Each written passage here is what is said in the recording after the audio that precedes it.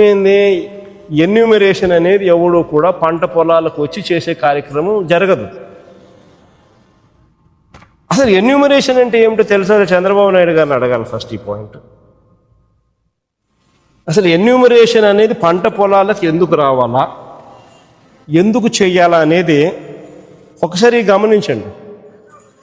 అసలు ఇది గాలుల వల్ల, వర్షాల వల్ల, తుఫాను వల్ల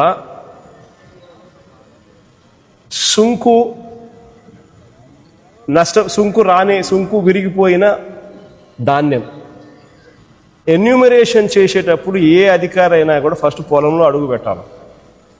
పెట్టి చూడాలి, సుంకు విరిగిపోయిందా, సుంకు విరిగిపోలేదా. ఎన్యూమరేషన్ ప్రక్రియలో భాగంగా రాయాల.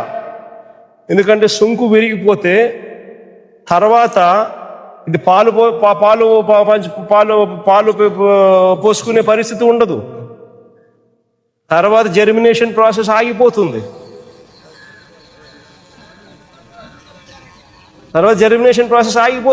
పాలు పోసుకునే పరిస్థితి ఉండదు సుంకు విరిగిపోతే. సో సుంకు విరిగిపోయిందా లేదా అని చూడాలి.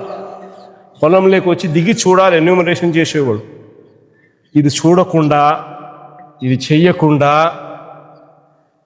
ఎన్యూమరేషన్ అయిపోయిందని అంటాను. ఇలాంటి వాళ్ళు ఎవరన్నా